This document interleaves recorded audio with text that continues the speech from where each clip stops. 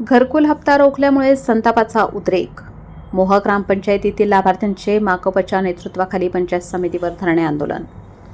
प्रधानमंत्री आवास योजनेतील पहिला हप्ता अद्याप न मिळाल्याने ग्रामपंचायत मोहा येथील घरकुल लाभार्थ्यांनी आज परळी पंचायत समितीवर जोरदार धरणे आंदोलन छेडले.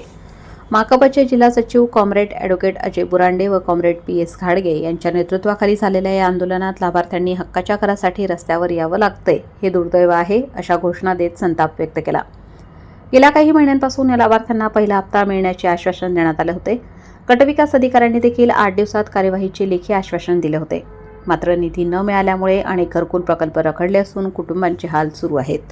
शासन योजना जाहीर करतं पण अंमलबजावणीत शून्य. लाभार्थ्यांनी शासनाच्या अपुऱ्या अंमलबजावणीवर नाराजी व्यक्त करत तात्काळ निधी वितरित करण्याची मागणी केली आहे.